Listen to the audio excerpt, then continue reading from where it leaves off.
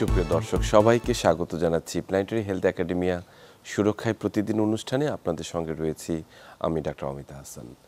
আমরা জানি যে মে মাস একেবারে শেষের দিকে, জুন সমাগত এবং বাজেট নিয়ে কিন্তু আসলে যে ভাবনাটি সেটি চারদিকে জোরালো হচ্ছে। জুন মানেই হচ্ছে যে একটি অর্থনীতির চাকা আবার নতুনভাবে শুরু করার একটি মাস এবং সেখানে যে বাজেটটি ঘোষিত হবে, স্বাস্থ্য নিয়ে যেহেতু আমরা কথা বলছি, স্বাস্থ্য বাজেট আমাদের একটি গুরুত্বপূর্ণ অংশ হিসেবে প্রতিবারই বিবেচিত হয়। কিন্তু দুঃখের বিষয় যে আমরা প্রত্যেকবার যে প্রত্যাশা করি যে ন্যূনতম বাজেটের যে অংশটুকু স্বাস্থ্যের জন্য বরাদ্দ থাকা উচিত এবং আমাদের প্রতিবেশী রাষ্ট্রগুলোকে যদি আমরা বিবেচনা করি বা আমাদের চেয়ে অর্থনৈতিকভাবে আরও কম অগ্রসর এরকম রাষ্ট্রের কথা বিবেচনা করলেও আমাদের স্বাস্থ্য খাতের যে বরাদ্দ সেটি তাদের চেয়েও কম, সেটা আমাদের প্রত্যেকবার হতাশ করে। আমরা জিডিপির যতটুকু প্রত্যাশা করি যে স্ট্যান্ডার্ড একটা জিডিপি 5% হওয়া উচিত, আমরা দেখা যাচ্ছে জিডিপির 0.7% আমরা সেখানে বরাদ্দ পাই। তো এই জায়গাগুলো এবারের একটি বিশেষত্ব হচ্ছে যে এবার একটি স্বাস্থ্য সংস্কার কমিশন রিপোর্ট হয়েছে, যেটি একটা হোয়াইট পেপার হিসেবে বিবেচিত হয়েছে, যেটি বাংলাদেশের জন্য একেবারেই প্রথম একটি আমরা নথি পেয়েছি আমাদের হাতে, বিভিন্ন যারা এই বিষয়ে চিন্তা করেন তাদের গুরুত্বপূর্ণ মতামত নিয়ে। এবং সেখানে অর্থায়ন, বিশেষ করে একটি চ্যাপ্টার যেটা সপ্তম চ্যাপ্টারে রিকমেন্ডেশন করা হয়েছে, সুপারিশ করা হয়েছে, অর্থায়ন যে চ্যাপ্টারটি, সেখানে বাজেট সম্পর্কে গুরুত্বপূর্ণ সংস্কারের কথা বলা হয়েছে। এই তার প্রতিফলন আসলে এই বাজেটে পড়বে কিনা আমরা জানি না, কিন্তু ভবিষ্যতের বাজেটে তার প্রতিফলন অবশ্যই পড়ুক, সেটি আমাদের প্রত্যাশা থাকবে এবং সেই নিয়ে আমাদের আজকের আলোচনা, সংস্কার কমিশনের সুপারিশ ও স্বাস্থ্য বাজেট। আমাদের সেই আলোচনায় আজকে যুক্ত হচ্ছেন প্রফেসর ডক্টর লিয়াকত আলী, চিকিৎসা বিজ্ঞানী ও শিক্ষাবিদ, সাবেক সদস্য জাতীয় স্বাস্থ্য সংস্কার কমিশন। আপনাকে স্বাগত আমাদের অনুষ্ঠানে। আমাদের সঙ্গে যুক্ত আছেন প্রফেসর ডক্টর শাফিউন নাহিন শিমুল, স্বাস্থ্য অর্থনীতিবিদ, স্বাস্থ্য অর্থনীতি ইনস্টিটিউট, ঢাকা বিশ্ববিদ্যালয়। ডক্টর শিমুল, স্বাগত আমাদের অনুষ্ঠানে। আমাদের সঙ্গে অনলাইনে যুক্ত রয়েছেন ডক্টর সম্প্রীতা চক্রবর্তী, স্বাস্থ্য অর্থনীতিবিদ, health system analyst, Alberta health, government of Alberta, Canada. Sampreeta, আপনাকে স্বাগত আমাদের অনুষ্ঠানে। অনেক ধন্যবাদ। আমি আলোচনা শুরু করতে চাই প্রফেসর ডক্টর লিয়াকত আলী আপনাকে দিয়েই, যে এবার গুরুত্বপূর্ণ বেশ কয়েকটি মাস আপনার জীবনে কেটেছে, বিশেষ করে সংস্কার কমিশনের একজন সদস্য হিসেবে আপনি গুরুত্বপূর্ণ ভূমিকা পালন করেছেন, দিন রাত্রি এক করে কাজ করেছেন। তো আজকের এই স্বাস্থ্য বাজেটের মানে স্বাস্থ্যের উন্নয়নের একটি মূল জায়গা হচ্ছে কিন্তু স্বাস্থ্য বরাদ্দ বা বাজেট। সেই জায়গাটিতে আপনাদের একটি স্ট্রং রিকমেন্ডেশন ছিল, যেটা 7 চ্যাপ্টারে অর্থায়ন ও স্বাস্থ্য। তো সেখানে আসলে গুরুত্বপূর্ণ সংস্কার কি কি এসেছে যেটি পরিবর্তনের আভাস দেখাচ্ছে আমাদের সামনের দিনগুলোতে? ধন্যবাদ ডক্টর অমিত, এবং ধন্যবাদ আমাদের শ্রোতা দর্শকদের। আসলে যদিও বিশ্ব স্বাস্থ্য সংস্থার নির্দেশিত পথে একটি স্তম্ভ হিসেবে স্বাস্থ্য অর্থায়নকে আলাদা চ্যাপ্টার করা হয়েছে, কিন্তু আপনার ফিলসফিক্যাল দিক দিয়ে দেখলে আসলে অর্থায়ন একটি বিচ্ছিন্ন ঘটনা না। এটি হচ্ছে রাষ্ট্র কীভাবে স্বাস্থ্যকে দেখে, তার দর্শন কী রাষ্ট্রের, সেটির সঙ্গে কিন্তু সংযুক্ত।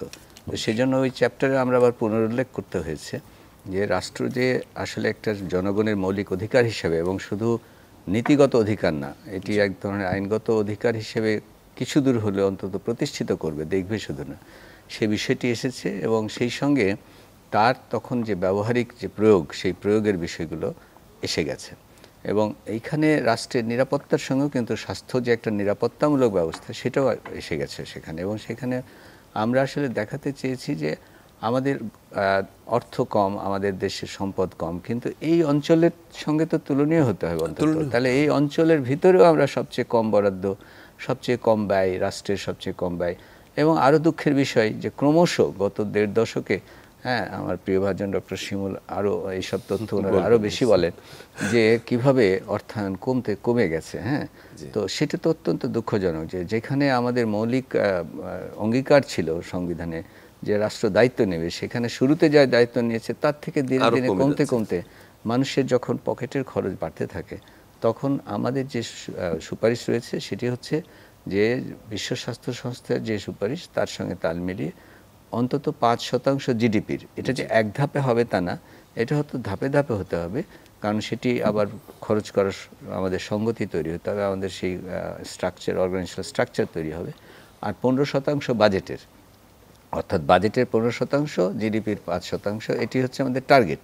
কিন্তু আমরা যেখানে 5% বাজেটের আশেপাশে ঘুর খাচ্ছি এত বছর ধরে, আর 1% আপনি নিজেই বললেন যে 0.7% যাচ্ছে, এবং সেটাও কিন্তু বাজেট ব্যবহার করছে আরও কম।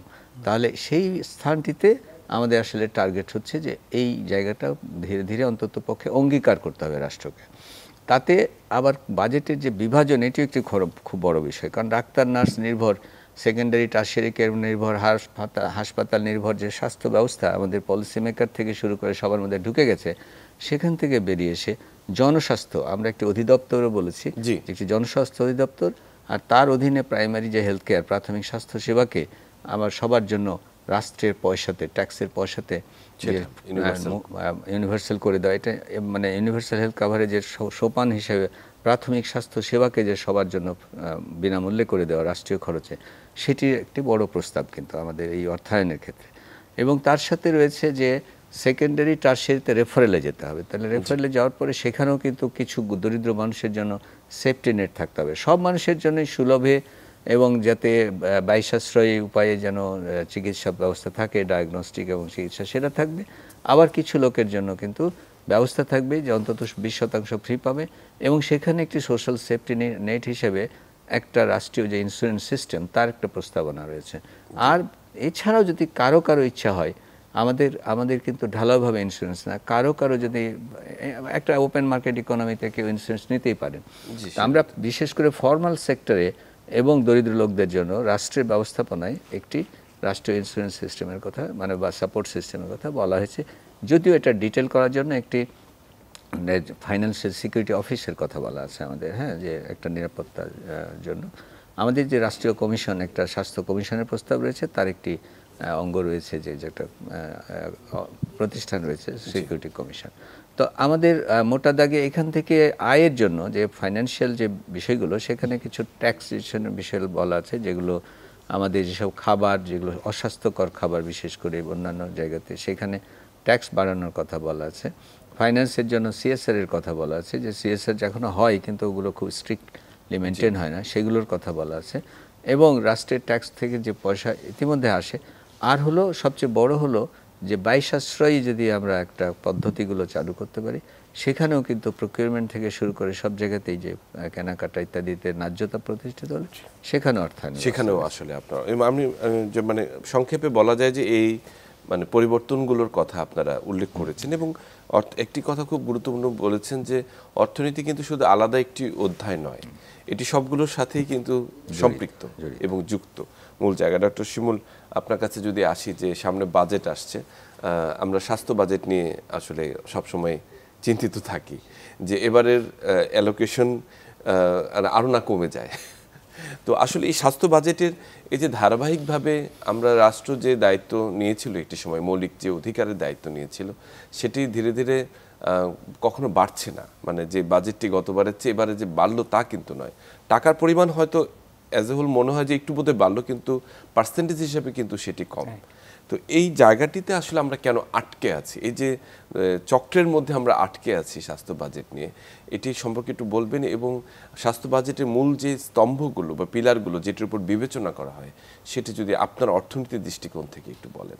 হ্যাঁ, ধন্যবাদ দুইজন বিদগ্ধ আলোচক যারা আছেন, যারা শুনছেন। মূলত বাজেট কিন্তু একটা সরকারের প্ল্যান, যে আগামী 1 বছর তারা কোন খাতে কতটুকু খরচ করবে, কোথা থেকে টাকা আসবে, আয় ব্যয়ের হিসাব। এটা খুব সহজভাবে দেখতে গেলে, কিন্তু এটাতে কিন্তু আসলে ওই রাষ্ট্রের প্রায়োরিটি কি, তার দর্শন কি, সে আসলে রাষ্ট্রটাকে কিভাবে দেখতে চায়, সেটার একটা নমুনা কিন্তু একটা ছবি পাওয়া যায়, প্রতিচ্ছবি আছে এখানে। সো বাজেটটা একদম অ্যাকাউন্টিং সেন্সে যেভাবে চিন্তা করা যায়, আবার আপনি যদি একটু ব্রডলি চিন্তা করেন, এটার মধ্যে অনেক কিছু রিফ্লেকশন থাকে। তা এটা আয় ব্যয়ের হিসাব না শুধু, সেটাই আমি বলতে চাচ্ছি। তো আমরা যেটা দেখছি যে গত অনেক বছর ধরেই সরকার যে বাজেটগুলো করছে, এটা কিছুটা আগের বছরে যা ছিল তার সাথে 5% 10% বাড়িয়ে একটু এদিক ওদিক করে এটা মোটামুটি একটা অ্যালোকেশন তৈরি করা হয়। এতে এটার অর্থ হলো যে সরকার আসলে চেঞ্জ করতে রাজি না। যদি আমি সহজ করে সহজ কথা যদি চেঞ্জ বলেন। করতে রাজি না। এখন চেঞ্জ করতে কেন রাজি না? এখানে একটা হতে পারে তারা ধরে নিয়ে আমরা ভালো আছি, বা এই তো চলছে। অথবা এটা চেঞ্জ করা সম্ভব না। তো আমরা ভালো নাই এটা তো নিশ্চিত। আমাদের স্বাস্থ্যের যে বরাদ্দ, স্বাস্থ্য খাতের যে অবস্থা, আমাদের যদি এটার সরকারের বরাদ্দ কম থাকার ফলাফল হিসেবে কিন্তু আমাদের আউট অফ পকেট এক্সপেন্ডিচার, অর্থাৎ মানুষ সার্ভিস নিতে গেলে যে নিজের পকেট থেকে খরচ হয় সেটা অনেক বেশি। এটা সাউথ এশিয়া না, ওয়ার্ল্ডের যেসব দেশে সবচেয়ে বেশি তাদের মধ্যে একটা আমরা। এমনকি অনেক যুদ্ধ বিধ্বস্ত দেশের তুলনায় আমাদের অবস্থা খারাপ। তো সেই জায়গাটা যদি আমি চিন্তা করি, তার মানে সরকার এই জায়গাটাকে সিরিয়াসলি নিচ্ছে না। এটা হলো একদম ফার্স্ট রিফ্লেকশন। এখন সরকারেরও কিছু প্রশ্ন এখানে বা উত্তর আছে, যে আমরা তো বরাদ্দ দিই, খরচ তো হয় না। যেমন অনেকে, আমি জানি না এক্সাক্ট নাম্বারটা, বাট 40% নাকি খরচ হয়েছে প্রথম 9 মাসে। তাহলে আগামী আরও 3 মাসে না হয় আরও 20% হবে। তাতে আমি যা বরাদ্দ দিচ্ছি তা খরচ হচ্ছে না, তাহলে বরাদ্দ দিবে কেন? সরকারের খুব সুন্দর লজিক। তো এই জায়গাটাকে আমাদের যেটা ফেলাসি যে জায়গাটায়, সেটা হলো আপনি তো বরাদ্দ দিচ্ছেন যেখানে খরচ হয় না, সেখানে আবার বারবার দিচ্ছেন।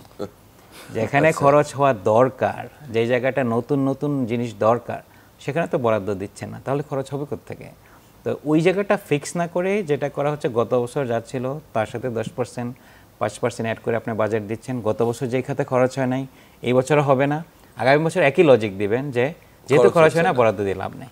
আমি নতুন নতুন সার্ভিস আনতে হবে, নতুন নতুন ডাইমেনশন অ্যাড করতে হবে। যে জায়গাগুলো বাজেট দেওয়া হয়েছিল কিন্তু আরও বেশি দরকার ছিল, সেটাকে আমরা অ্যাড করেছি, করি না। তো সেই কারণে বাজেটে আসলে ইউটিলাইজেশনটা হচ্ছে না। রিফর্ম কমিশনের আলোচনাটা যেহেতু আসলো, আমি এখানে একটু অ্যাড করতে চাই। এই বছর কিন্তু আমরা এখনও জানি না এক্স্যাক্টলি কত আসতে চাচ্ছে, বাট যতটুকু শোনা যাচ্ছে যে খুব বেশি কোনো চেঞ্জ হচ্ছে না, ইভেন কি কমে যাচ্ছে আর কি, যেটা টোটাল বরাদ্দ। পার্সেন্টেজে বোঝা যাচ্ছে না, কারণ টোটাল আকারটা না জানলে পার্সেন্টেজ এখন হিসাব করা যাবে না, বাট যেটা ধারণা খুব তেমন কোনো চেঞ্জ নেই।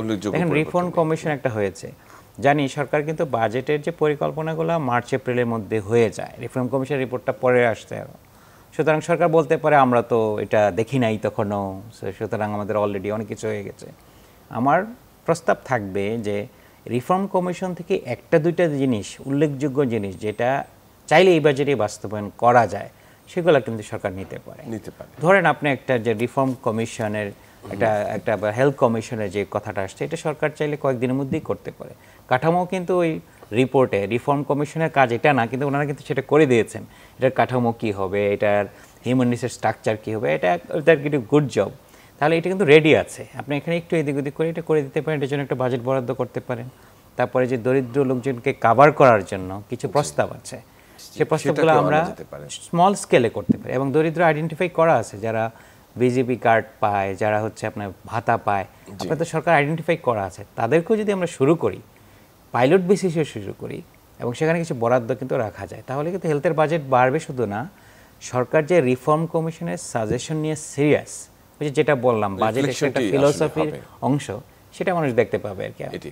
এবং ওখানে কিছু উল্লেখ করাও আছে, যেটি স্বল্প মেয়াদে যেটি করা সম্ভব, যেটি মধ্যম মেয়াদী কিছু প্রস্তাবনা অনেক কিছু এই বছরই করা সম্ভব, দীর্ঘমেয়াদী কিছু প্রস্তাব রয়েছে, সেগুলো দ্রুত যেগুলো করা সম্ভব বাস্তবায়ন, তার কিছু রিফ্লেকশন হলে অ্যাট লিস্ট মানুষ বুঝলো যে তারা আসলে সিরিয়াসলি নিচ্ছেন। আপনার এই কথাটি আসলে ভীষণ গুরুত্বপূর্ণ, যে বাজেট শুধুমাত্র যেটি অর্থনৈতিক কাঠামো তাই নয়, এর মাধ্যমে কিন্তু রাষ্ট্রের প্রায়োরিটি বা গুরুত্বটি কিন্তু প্রকাশিত হয়, যে খাতের কোন কোন জায়গাটিতে আসলে রাষ্ট্র মানুষকে গুরুত্ব দিচ্ছে। সেক্ষেত্রে স্বাস্থ্য শিক্ষা অবশ্যই একটি মৌলিক অধিকারের মধ্যে পড়ে, এবং তার গুরুত্ব সবসময় সর্বাধিকার থাকা উচিত। আমি ডক্টর সম্প্রীতা চক্রবর্তী, আপনার কাছে একটু ফিরে আসি। একেবারেই ভিন্ন দেশে আছেন, কানাডাতে, সেখানে হেলথ সিস্টেম অ্যানালিস্ট হিসেবে আপনি কাজ করছেন দীর্ঘদিন ধরে। আমরা জানতে চাই যে কানাডার গভর্নমেন্ট যে ইউনিভার্সাল যে কাভারেজ রয়েছে, তাদের হেলথ কাভারেজ, সেই কাভারেজের জন্য ট্যাক্স অথবা অন্যান্য যে রেভিনিউ থেকে যে ফান্ডটি তারা অ্যালোকেট করে, সেটি আসলে কিভাবে ডেলিভারি হয়, মানে সিস্টেমটি কি আসলে? অনেক ধন্যবাদ। আমি কানাডাতে, আপনি যেমন বলেছেন, আমি এখানে আছি, এদের হেলথ সিস্টেমের সাথে আমি জড়িত। তো কানাডা যেটা হচ্ছে, ওদের কয়েকটি প্রসেস আছে। তা এখানে তো কেন্দ্রীয় সরকার, মানে ফেডারেল গভর্নমেন্ট অ্যান্ড প্রভিন্সিয়াল গভর্নমেন্টের দুটো ভাবে এরা বিভক্ত। তো কানাডার যে মেইন স্বাস্থ্য খাতে যে টাকাটা আসে সেটা আসে বরাবরই তাদের ট্যাক্সেস থেকে, ইনকাম ট্যাক্সেস, সেলস ট্যাক্সেস, তাদের যে বাকি যে excise duties and so on, এটা বোথ আপনার যারা কেন্দ্রীয় সরকার এবং প্রাদেশিক সরকার, প্রভিন্সিয়াল গভর্নমেন্ট, তারা দুজনেই হচ্ছে যে যারা ট্যাক্স কালেক্ট করে সেখান থেকেই ওরা বাজেটটা অ্যালোকেট করে। তো যেটা হচ্ছে আপনার কেন্দ্রীয় সরকার থেকে আসে, ফেডারেল গভর্নমেন্ট থেকে, সেটা একটা প্রক্রিয়া আছে, এটা হচ্ছে কানাডা হেলথ ট্রান্সফার, সিএইচটি। এটার মাধ্যমে কেন্দ্রীয় সরকার হচ্ছে বাজেট অ্যালোকেট করে যে কতটুকু টাকা তারা কোন কোন প্রভিন্সকে দেবে। এটা ডিপেন্ড করে হচ্ছে তার একটা প্রদেশের জনসংখ্যার উপরে, এবং এটার কিছু নিয়ম আছে, নীতি, যেটা হচ্ছে সিএইচএ, কানাডা হেলথ অ্যাক্ট, এটার উপর বেস করে টাকাটা অ্যালোকেট হয়। সো সিএইচএ যেটা কানাডা হেলথ অ্যাক্ট, এটা বলে যে প্রত্যেকটা প্রদেশকে কিছু মিনিমাম স্ট্যান্ডার্ড মেনটেন করতে হবে তাদের স্বাস্থ্য খাতে, যার বাবদে তারা এই টাকাটা পাবে। তারা যদি ওই স্ট্যান্ডার্ডটা মেনটেন না করতে পারে, তাহলে কেন্দ্রীয় গভর্নমেন্ট তাদেরকে এই ফান্ডিংটা ডিনাই করতে পারে। তো সেটার জন্য ওখানে কিছু নিয়ম আছে, যেমন হচ্ছে আপনার অ্যাক্সেসিবিলিটি, এটা ইউনিভার্সাল হেলথ কেয়ার হতে হবে, এটা ইজি অ্যাক্সেসেবল হতে হবে, পাবলিক অ্যাডমিনিস্ট্রেট হতে হবে, এরকম কিছু রুলস অ্যান্ড রেগুলেশন ওদেরকে ফলো করতে হয়। যখন এই টাকাটা পায় এবং যে প্রভিন্সিয়াল গভর্নমেন্ট নিজস্ব তাদের যে বাজেট, যা ট্যাক্সেস বা যে রেভিনিউ আছে, সেখান থেকে তারা ইভেনচুয়ালি স্বাস্থ্য খাতে অ্যালোকেট করে। ইউজুয়ালি প্রত্যেকটা প্রদেশেই মোটামুটি 35 to 40% of budget goes to health. এটা সর্বোচ্চ, এবং এটাই শুধু মানে হেলথেই সর্বোচ্চ বাজেটটা অ্যালোকেটেড হয়। বাকি education and then infrastructure development, administration, এগুলো পরে আসে।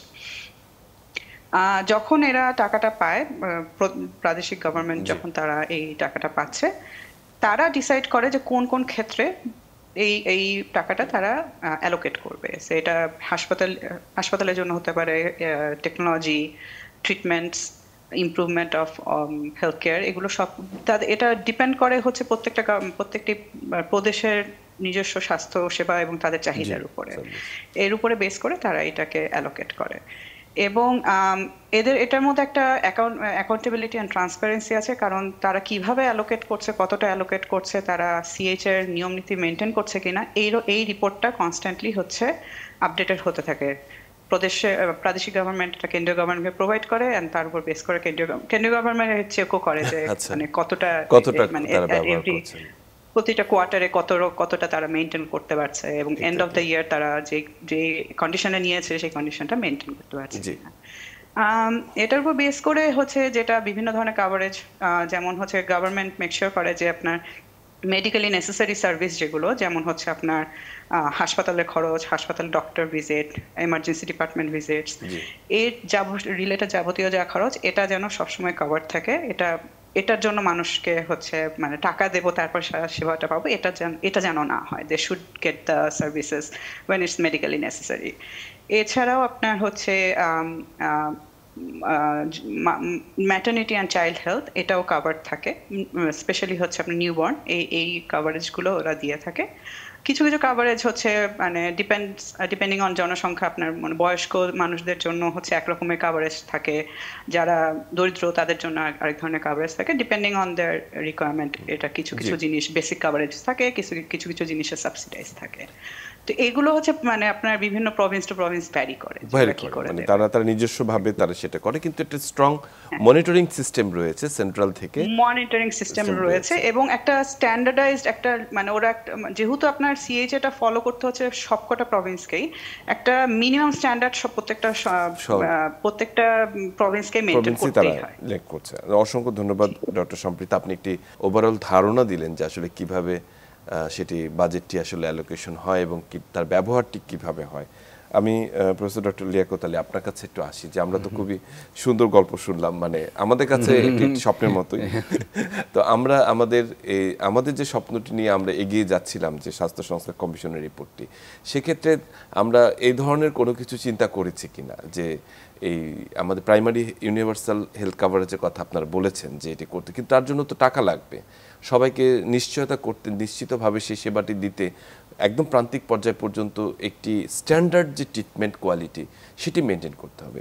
এই বিষয়ে আপনার আসলে কিছু পেছনের চিন্তা রয়েছে কিনা? হ্যাঁ, ধন্যবাদ আপনাকে এবং ডক্টর সম্প্রীতাকে ধন্যবাদ এই আলোচনার জন্য। আসলে আমরা যখন আমাদের কমিশনের রিপোর্ট তৈরি করেছি তখন কানাডার হেলথ সিস্টেম আমরা বিবেচনা করেছি, বিভিন্ন যতগুলো ওয়েলফেয়ার স্টেট, হ্যাঁ, আমরা আসলে ইউনাইটেড স্টেটসের চাইতে মানে পুঁজিবাদী যে ধরনের এক ধরনের ব্যক্তিতান্ত্রিক যে সমাজ, তার চাইতে ওয়েলফেয়ার স্টেটগুলোর উপর বেশি গুরুত্ব দিয়েছি। এবং যদিও হয়তো এই স্বপ্ন এক্স্যাক্টলি ওই স্বপ্নের কাছে পৌঁছতে পারবো না, কিন্তু ওই স্বপ্ন ছোঁয়ার দিকেই কিন্তু আমরা এগিয়েছি। কারণ আসলে যখন প্রাইমারি হেলথ কেয়ার বলছি, প্রাথমিক স্বাস্থ্যসেবা, সারা বিশ্বে স্বীকৃত যে এটি যখন যেখানে জোরদার হয় সেখানে ইউনিভার্সাল হেলথ কাভারেজ এবং এসডিজি যে গোল, যে sustainable development goal 3 health and wellbeing পাওয়ার সুবিধা হয়। তো ওই জন্য আমাদেরও কিন্তু মানে জনগণের যে ট্যাক্সের টাকা থেকেই এবং ট্যাক্স ছাড়া অন্যান্য অর্থায়নের টাকা থেকে প্রাইমারি হেলথ কেয়ারটা, প্রাথমিক স্বাস্থ্যসেবা, সেখানে এসেনশিয়াল সার্ভিস প্যাকেজ বলে আমাদের কিছু প্যাকেজ রয়েছে, যেটা মেডিকেলি নেসেসারি বললেন উনি, কাছাকাছি আমাদের এসেনশিয়াল সার্ভিস প্যাকেজ, এবং সেটা ডাব্লিউএইচওর সহায়তা ইএসপি প্লাসও রয়েছে। সেইটাকে আমরা আপডেট করব এবং এই যে তাহলে বিভিন্ন ডিভিশনে ডিসেন্ট্রালাইজ করা বলেছি, যেটা স্টেটে ওনারা বলছেন, আমরা ডিভিশনকে এম্পাওয়ার করার কথা বলেছি, ক্ষমতায়ন করার কথা, এবং ডিভিশনগুলো তার যে পার্বত্য চট্টগ্রামে কোন ধরনের নিড আছে সেই অনুযায়ী কিছুটা এটাকে কাস্টমাইজ করে নেবে। তো সেই কাস্টমাইজেশন বেসিসে আমরা ডিভিশন, আবার ঢাকাকে আরেকটা ডিভিশন করতে বলেছি, মানে ডিক্লেয়ার করতে বলেছি, আর 8টা ডিভিশন ছাড়া, আর পার্বত্য চট্টগ্রামকে। তো যাই হোক, সেইগুলোর মধ্য দিয়ে কিন্তু প্রাইমারি হেলথ কেয়ারের এই যে ডিমান্ডটা আপনি বললেন অর্থ থেকে আসবে, দেখুন ওই যে জিডিপি বাড়বে, জিডিপির পার্সেন্টেজ অ্যালোকেশন বাড়বে, যেটা ডক্টর শিমুল বলছিলেন যে আসলে অ্যালোকেশন বাড়াটা খুব গুরুত্বপূর্ণ, এবং সেই সঙ্গে খরচের জন্য। তাহলে খরচটা তো আসলে যেখানে হয় প্রাইমারি হেলথ কেয়ারে সবচেয়ে বেশি খরচ হয়, করা যেতে পারে, এবং প্রাইমারি হেলথ কেয়ারের খরচটা কিন্তু মানে নির্দ্বিধায় করা যায়। বড় বড় বিল্ডিং আটকে যায়, কেনাকাটা আটকে যায়, যন্ত্র আটকে যায়, তার সাথে সেটা কিন্তু সবচেয়ে সমতা তৈরি করে, আমরা বলি ইকুইটি, সবচেয়ে সমতা তৈরি করে, সেটি সবার কাছে পৌঁছে যায়। তাহলে সেখানে খরচটা হবে এক, আরও অর্থায়ন করা যায়। সেই অর্থায়ন আমরা বললাম যে যেমন ধরুন যেসব ঔষধগুলো অপ্রয়োজনীয়, ভিটামিন ইত্যাদি ইত্যাদি ভরে আছে মার্কেট, অথচ প্রয়োজনীয় ঔষধের দাম কমাতে গেলে সেটা কমে যায়। এসেনশিয়াল ড্রাগ কোম্পানি লিমিটেডকে যদি দুর্নীতিমুক্ত এবং সত্যি সত্যি সুগঠিত করা যায়, ওখানে যে ওষুধ তৈরি হবে তারা এসেনশিয়াল ড্রাগের বহু অংশ কিন্তু অত্যন্ত সুলভ মূল্যে দিতে পারে। কাজে আপনাকে একদিক থেকে অপচয় কমাতে হবে, আরেকদিকে বরাদ্দ বাড়াতে হবে, আরেকদিকে কিছু কিছু ক্ষেত্রে ট্যাক্স বাড়াতে হবে, সিএসআর বাড়াতে হবে বড় বড় কর্পোরেটের। নানানভাবে কিন্তু অর্থায়ন সম্ভব, এটি অসম্ভব কিছু নয়, কিন্তু আসলে এটি ব্যবস্থাপনা দরকার এবং সততা দরকার। এই একেবারে যথার্থ বলেছেন যে আসলে আমরা তো স্বপ্ন ছুঁতে চাই, সব জায়গায় যেতে চাই, কিন্তু যাওয়ার জন্য যে কঠিন যে পথটি পাড়ি দিতে হবে তার জন্য কিন্তু আসলে সবাই মিলে কাজ করতে হবে, সেখানে সমন্বিত একটি প্রচেষ্টা দরকার রয়েছে। ডক্টর শিমুল, আমি আপনার কাছে আসতে চাই যে আসলে বাজেটের কথা আমরা বললাম, একটি কথা ভীষণভাবে আমার কাছে লাগলো, যে সেটি হচ্ছে যে ডিমান্ড বেস বাজেট, যেটি বলা হচ্ছে যে প্রয়োজন সেখানে দিচ্ছি, মানে নিড বেস বাজেট একটি কথা রয়েছে। আরেকটি হচ্ছে যে একেবারেই মানে একটা গতানুগতিক গদবাঁধা একটি অ্যালোকেশন আমি দিয়ে দিলাম যে এটা লাগলো, কিন্তু কোন কোন জেলায় দেখা যাচ্ছে অনেক জনসংখ্যা বেশি, যেটি সম্প্রীতাও বললেন যে প্রত্যেকটি প্রভিন্সের তার জনসংখ্যা এবং চাহিদা বিবেচনা করে তারা সে বরাদ্দ দিয়ে থাকেন। কিন্তু আমাদের ক্ষেত্রে কি আসলে সে ব্যাপারটি হচ্ছে কিনা, এবং সংক্ষেপে শুনবো, এবং চাহিদার সাথে বাজেটের নিড বেস বাজেটের গুরুত্বটা যদি একটু বলতেন আমাদেরকে। আমাদের দেশে হচ্ছে না এই কথা বলতে গেলে, কিন্তু যদি সরকারের যে একটা ইউনিট আছে স্বাস্থ্য অর্থনীতি ইউনিট, যেটা আমাদের স্বাস্থ্য অর্থনীতি ইনস্টিটিউট এবং ঢাকা বিশ্ববিদ্যালয়, আমরা জয়েন্টলি কিন্তু একটা এরকম নিড বেস ফর্মুলা কি হওয়া উচিত সেরকম এটা অলরেডি সরকারের কাছে ডেভেলপ করা আছে, আচ্ছা, কিন্তু বাস্তবায়ন করে না। এখন বাস্তবায়ন আপনি জানেন যে এখানে রিসার্চ যারা করে, সরকারের ভিতরেই তো রিসার্চ কিছু ডিভিশন আছে, তাদেরটাই অনেক সময় দেখা যায় সরকার ইমপ্লিমেন্ট করে না, অন্য একাডেমিক রিসার্চ বাদে দিলাম।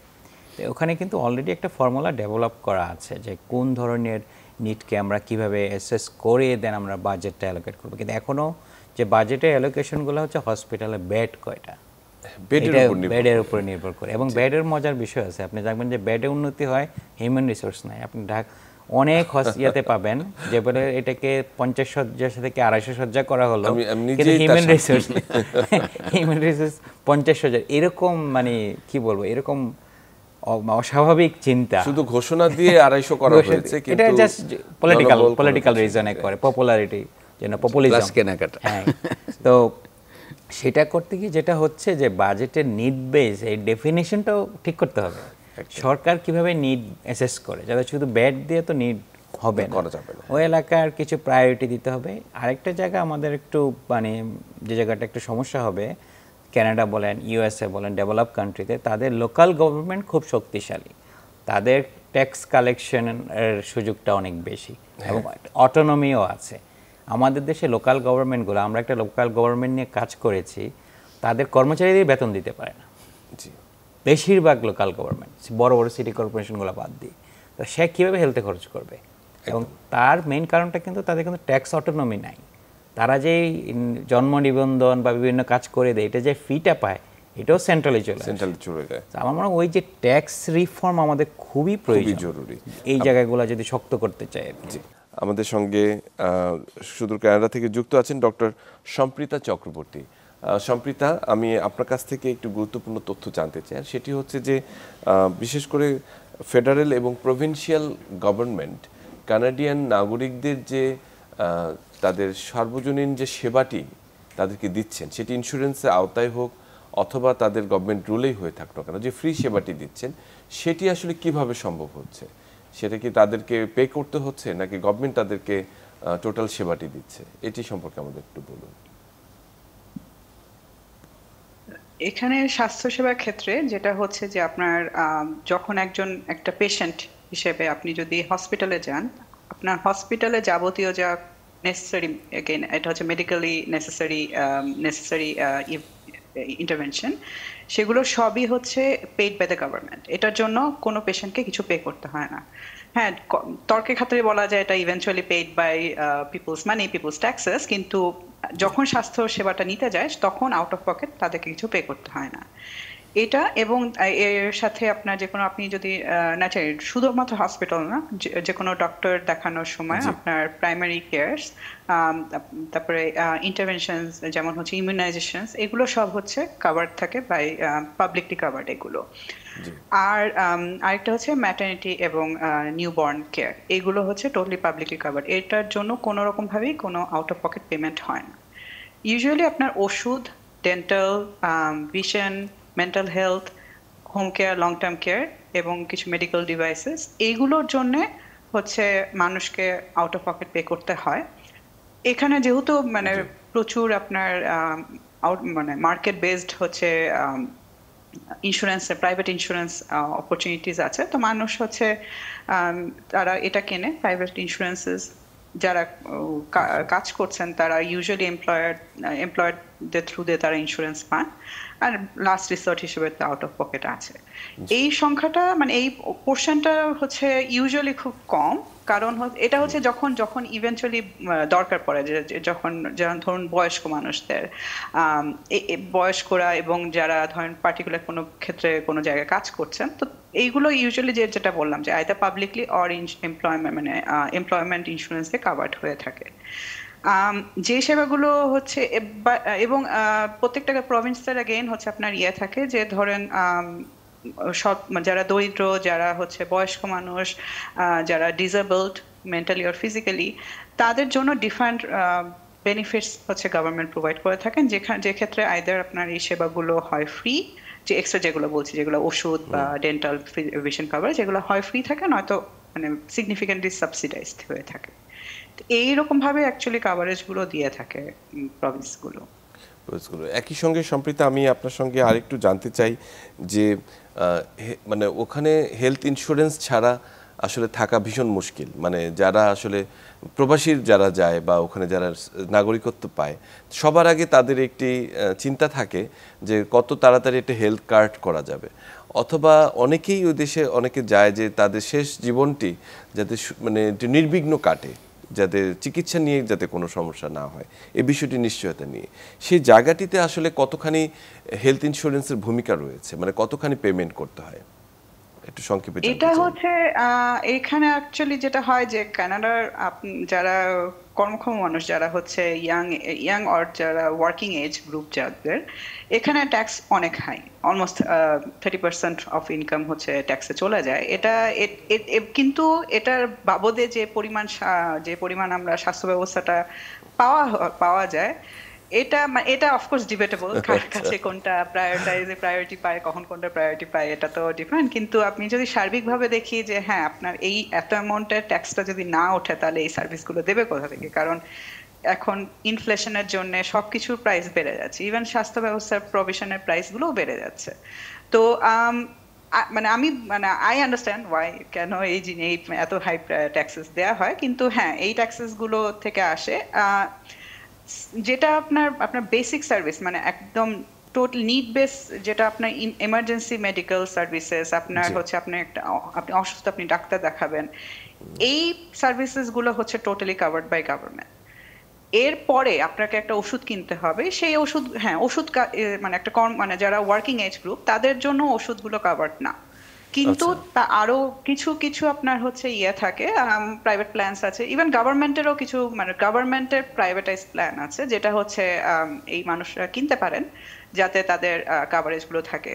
কারণ ইন্স্যুরেন্সটা যথেষ্ট আসলে ইম্পর্টেন্ট, কারণ এখানে out of pocket cost is very very high. যে কোনো ওষুধের বলুন, যে কোনো মেডিকেল সার্ভিসেস খরচ অনেক হাই। সো ইন্স্যুরেন্স ছাড়া আসলে গতি নেই আর কি, যেটি আমরা বলতে চাচ্ছি। অসংখ্য ধন্যবাদ ডক্টর সম্প্রীতা। ডক্টর লিয়াকত, আমি আপনার কাছে একটু আসি যে আমাদের দেশে আসলে আমরা সেই দেশটি কবে হবে যেখানে আসলে আমরা চিন্তা করবো যে আমার এসেনশিয়াল যে সার্ভিসগুলো, বিশেষ করে জরুরি সেবা যেটি রয়েছে, একটা মানুষের হার্ট অ্যাটাক হলো, তার হয়তো 2টি রিং বা স্টেন্ট পড়াতে হবে, সে খরচের জন্য উনি সেটা করতে পারেন না, মানে বেশিরভাগই সেটা অ্যাভেল না। তো এই সার্ভিসগুলো যেটা টাইম কেয়ার ক্রিটিক্যাল বাউন্ড আমরা বলছি, যে টাইমের সাথে সম্পৃক্ত যে চিকিৎসাগুলো, এই ব্যাপারে কি আসলে কোনো চিন্তা রয়েছে কিনা যে সেটি কোনো জায়গা থেকে এটি করা সম্ভব কিনা? হ্যাঁ, নিশ্চিতভাবেই সেই চিন্তাটি অনেকভাবে কমিশনে করা হয়েছে এবং বিশেষ করে হেলথ ইন্স্যুরেন্স নিয়ে প্রচুর আলোচনা হয়েছে। তত্ত্বীয়ভাবে আসলে আমাদের মডেলটি কানাডার মতো, আমি আগেই বলেছি যে আমরা ওয়েলফেয়ার স্টেটের কাছাকাছি যাওয়ার চেষ্টা যেহেতু করেছি, সুতরাং প্রাইমারি হেলথ কেয়ার এবং জরুরি স্বাস্থ্যসেবার একটা বড় অংশ কিন্তু এই প্যাকেজে চলে এসছে, যে প্যাকেজটা রাষ্ট্রের ট্যাক্স থেকে। এখন ট্যাক্স রিফর্ম কিভাবে হবে, কিভাবে কালেকশন হবে, লোকাল গভর্নমেন্টের কী ভূমিকা হবে, সেটি ভিন্ন আলোচনা, সেটি তো সার্বিক সংস্কারের সঙ্গে জড়িত। কিন্তু আমাদের কথা হলো যে আমাদের সংগৃহীত ট্যাক্স থেকে এটি দিতে হবে সরকারকে, এটির জন্য মানুষকে চিন্তা করতে হবে, এটা ইন্স্যুরেন্সের ব্যাপার না। তো কিন্তু আমাদের এই যে সেকেন্ডারি ট্রাস্টেরিতে গিয়ে যখন একটা স্টেন্টের কথা আসছে বা এই ধরনের কোনো একটু কস্টলি ট্রিটমেন্টের জায়গায় চলে যাচ্ছে, তখন আমরা বলছি যে অন্তত 20% মানুষকে ফ্রি দেওয়ার একটা ব্যবস্থা থাকতে হবে। হ্যাঁ, আমাদের দেশে যেটি ভিজিএফ কার্ড বা অন্যান্য কার্ডের মাধ্যমে, একটা পদ্ধতির মাধ্যমে। তারপরে যেটা আসবে সেটা হলো যে বাকি যারা পাবে তারাও একটি সাবসিডাইজ মূল্যে পাবে বা একটা সুলভ মূল্যে পাবে। তার পদ্ধতি হলো যে আমরা কিন্তু 24 ঘন্টা একটা ফার্মেসি নেটওয়ার্কের কথা বলেছি, যে সেই সবগুলো থেকে প্রকিউরমেন্টটা যেন আনলিমিটেড, মানে প্রাইভেট সেক্টরের হাতে না চলে যায়, সেখানে যেন একটা প্রতিযোগিতা থাকে। তাহলে ঔষধপত্র অন্যান্য অনেক কিছুই কিন্তু সেখানে পাচ্ছে। এর পরের ধাপে যেটা হচ্ছে যে যদি কারো থাকে সে ইন্স্যুরেন্স নিতে পারে। দেখুন, আমাদের দেশে যেহেতু ফর্মাল সেক্টর বেশি নেই, ইনফর্মাল মানুষ, ওখানকার মতো কিন্তু ফর্মাল সেক্টরে যেভাবে ইন্স্যুরেন্স করা সম্ভব সেটা হচ্ছে আমাদের যারা ফর্মাল সেক্টর রয়েছে তাদের জন্য, এবং আমাদের যে দরিদ্র যারা ইন্স্যুরেন্সে আসতে চায় তাদের জন্য আমরা ন্যাশনাল হেলথ সিকিউরিটি অফিস বলেছি। অর্থাৎ রাষ্ট্রীয় ব্যবস্থাপনায়, ধরুন জীবন বীমা কর্পোরেশনের আরেকটি কর্পোরেশন, তারা রাষ্ট্রীয় ইন্স্যুরেন্স সিস্টেম থাকবে। আর হচ্ছে ওপেন মার্কেট ইকোনমিতে প্রাইভেট ইন্স্যুরেন্সও থাকতে পারে, যারা ইচ্ছা নিতে পারে। অসংখ্য ধন্যবাদ ডক্টর লিয়াকত। আমি ডক্টর শিমুল একেবারে শেষ পর্যায়ে, আমরা একেবারে শেষ মিনিটে আছি, শুধু সংক্ষেপে জানতে চাইবো যে আউট অফ পকেট এক্সপেন্ডিচার কমানোর জন্য আসলে কি চিন্তাটি আপনারা সবসময় করে থাকেন, এবং এই যে সংস্কার কমিশনের রিপোর্ট রয়েছে তাতে কি সেটা কতখানি মানে তার প্রভাব পড়বে? এটা আউট অফ পকেট এক্সপেন্ডিচার কমানোর জন্য যেটা হলো হচ্ছে প্রিপেমেন্ট মেকানিজমে যেতে হবে। প্রিপেমেন্ট মানে আগে পে করা থাকবে। ট্যাক্স কিন্তু প্রিপেমেন্ট, আপনি এখন ট্যাক্স দিচ্ছেন, পরে সার্ভিস দিচ্ছেন। হেলথ ইন্স্যুরেন্সও তাই। থিওরিটিক্যালি ট্যাক্স এবং হেলথ ইন্স্যুরেন্সের মধ্যে কোনো খুব বড় ডিফারেন্স নাই। ট্যাক্স হলো সরকার আপনাকে ইন্স্যুরেন্স দিচ্ছে ট্যাক্স নিয়ে, আর ইন্স্যুরেন্স হলো প্রাইভেট কোম্পানি আপনাকে ইন্স্যুরেন্স দিচ্ছে, যদি আমি ব্রডলি বলি। তো যে মোটা থাকে ফিলোসফিক্যালি খুব ডিফারেন্স না, আপনার ওই দিকে এটা জোর দিতে হবে। কিন্তু একটা কনসার্ন আমি বলবো যে কমিশনের রিপোর্টও যে জায়গাটা আমি চেয়েছিলাম, যে এই যে মাঝখানে যারা আছে দরিদ্র, তাদের জন্য আমরা সরকার নেবে, যারা অতি ধনী বা যারা ফর্মাল সেক্টর আছে তাদের ইন্স্যুরেন্সে আসবে, যারা মাঝখানে আছে তাদের জন্য কি, আমাদের ওই ভাবনাটা করতে হবে। কারণ ওই যে মাঝখানে যারা আছে তারা কিন্তু এই বড় যে খরচগুলো হয় স্বাস্থ্য খাতে, সে কিন্তু আবার দরিদ্র হয়ে যায়। আমরা এই টোটাল কারণ টাস্কফোর্স করা দরকার যে প্রতিটা স্টেজে আমরা কি করতে পারি। I think but we can আমরা অ্যাচিভ সামথিং। কিছু চ্যালেঞ্জ তো রয়েই গেল। অবশ্যই। তো অসংখ্য ধন্যবাদ ডক্টর শিমুল, থ্যাংক ইউ, অসংখ্য ধন্যবাদ প্রফেসর ডক্টর লিয়াকত আলী এবং ডক্টর সম্প্রীতা, আপনাকে অসংখ্য ধন্যবাদ আমাদের সঙ্গে যুক্ত থাকার জন্য। সুপ্রিয় দর্শক, আজকে আমরা এখানেই শেষ করব। আমরা সামনের যে বাজেট রয়েছে তাতে স্বাস্থ্যের যে অংশটুকু রয়েছে আমরা এবারও প্রত্যাশা করি সেটি আগের চেয়ে আরও বেশি একটু শক্তিশালী হবে এবং সংস্কার কমিশনের যে সুপারিশগুলো রয়েছে সেটি ক্রমান্বয়ে বাস্তবায়িত হবে এই অর্থায়ন এবং বাজেটের মধ্যে দিয়ে। তাহলেই দেশের স্বাস্থ্য খাতের উন্নতি হবে এবং আমাদের প্রাইমারি হেলথ কেয়ারটি সুরক্ষিত হবে। অসংখ্য ধন্যবাদ সবাই।